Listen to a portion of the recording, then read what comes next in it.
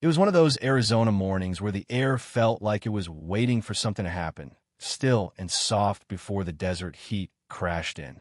The scent of damp pavement and blooming cacti hung faintly in the breeze. In a quiet Gilbert neighborhood, Sarah Miller sat on her porch, wrapped in a faded quilt her cousin had mailed from Seattle. She clutched a thermos of peppermint tea, its warmth seeping into her palms. Across the street, sprinklers hissed to life, and a garage door groaned open. The world was stirring, but not quite awake, just the kind of fragile peace a mom clings to when life's been anything but calm. On the sidewalk, her 9-year-old daughter, Lily, knelt with chalk-stained fingers, sketching a pterodactyl with jagged wings. The word hope bloomed in wobbly letters beside it, the P slightly crooked. Lily's breathing mask, pale blue with a peeling star sticker, wheezed softly with each breath. Her lung condition, chronic asthma, was a constant fight, especially in spring when pollen and dust turned her chest into a battlefield. But out here, in the cool morning air, she drew. It wasn't just kid stuff, it was her way of claiming space, of fighting back. Sarah watched, her heart tight but grateful, almost able to forget the hospital bills, the sleepless nights, the neighbor who'd reported their porch for clutter because of Lily's oxygen tank. Then came the crunch of tires, slow and deliberate, like a predator stalking. Sarah's eyes flicked up.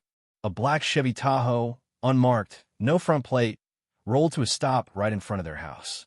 Lily didn't notice, too focused on her pterodactyl's tail. The door swung open, and 2 men stepped out, both in cheap navy polos with HOA enforcement, patches that looked like they'd been ironed on by a toddler.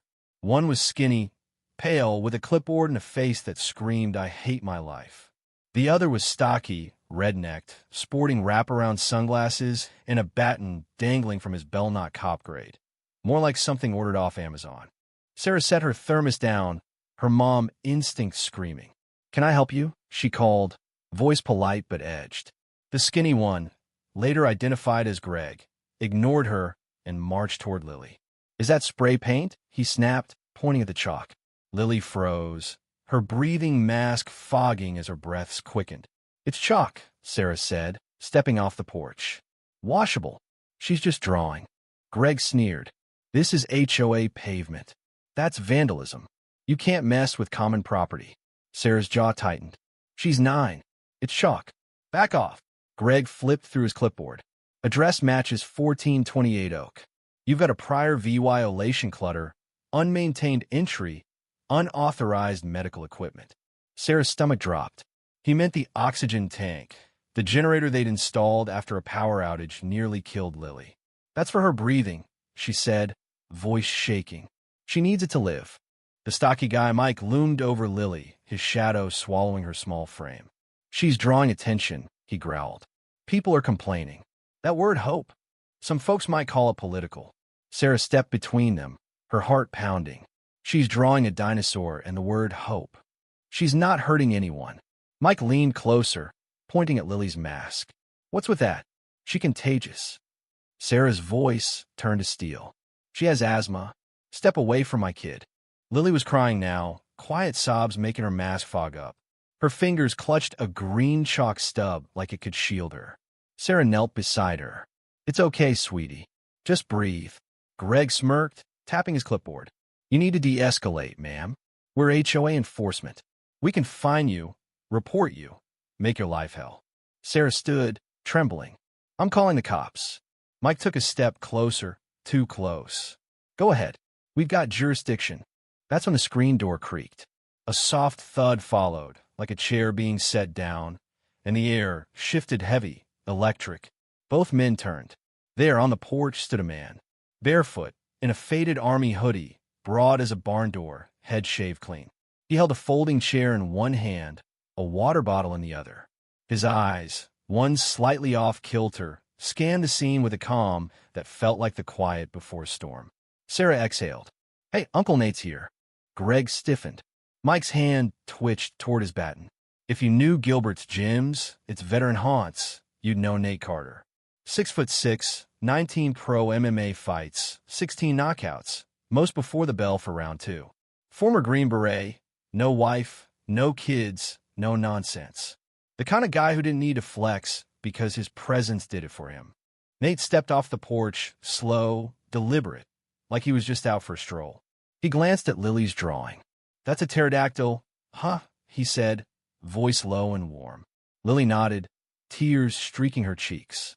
"I like the wings," he said, kneeling beside her. "They said I can't draw," she whispered. Nate unscrewed his water bottle. "I say you can. Keep going." He didn't look at the men. Didn't need to. Greg cleared his throat. "Sir, you're interfering with HOA protocol." Nate didn't flinch, just ran a hand along his chair's edge. "Got a badge." Greg blinked. "We're authorized." Nate's voice stayed flat. "Got a badge." Mike shifted, his hand grazing his baton. Nate's head turned, that off-kilter eye locking on him. "Touch that," he said, still calm, "and you'll be eating through a straw." Sarah stepped forward, her voice sharp. "You're trespassing. You're harassing a sick kid. You're not cops." Greg took a step back, clipboard sagging. "We don't want trouble." Nate's voice cut through. "No badge, no training, no soul." "That right?" Mike snapped, lunging forward, yanking his baton free. "Big mistake." Nate moved like lightning trapped in slow motion. He rose fluid, his hand catching Mike's wrist mid-swing. With a twist of his torso, he locked Mike's arm, bending it until a sickening crack split the air, not loud, but sharp enough to make your stomach lurch. Mike collapsed, howling, the baton skittering into the gutter. Nate stood over him, still as stone. Greg fumbled for his phone, maybe to call for help, maybe to record. Nate plucked it from his hand like it was nothing and set it on the pavement. "Call whoever," he said. "Won't change a thing." He knelt by Lily again, handing her the green chalk. "Finish those wings," he said. "But if I see you near her again," he nodded toward Greg without looking, "your knees won't work right." Sarah's heart hammered, but the neighborhood was waking up. Curtains twitched. A garage door rumbled. A car slowed, tires crunching. Then came the chime of a doorbell camera, then another. Neighbors spilled out bathrobes, bare feet, phones raised like swords. A kid with a skateboard, maybe 16, hoodie too big, was already live streaming. "Yo, this is wild," he said, panning to Lily's chalk, Mike's writhing, Greg surrender. Greg noticed and barked. "Turn that off." The kid grinned. "Too late, fake cop. 20,000 people just saw your buddy swing at a kid's uncle." An older guy in a flannel robe stormed over. "I've lived here 25 years. Never seen you. What HOA you with?" Greg stammered, "Regional subcontractor, Pinnacle Enforcement." The crowd laughed. "You made that up," a woman shouted. "You're just bullies in bad shirts." It wasn't a neighborhood Anna Maria, it was a reckoning. Lily clung to Sarah, whispering, "Is it over?" Sarah kissed her forehead. "Almost, baby." Mike, still on the ground, moaned, "Call an ambulance." "My arm." Sarah pulled out her phone, her voice ice cold. 911, I'm at 1428 Oak.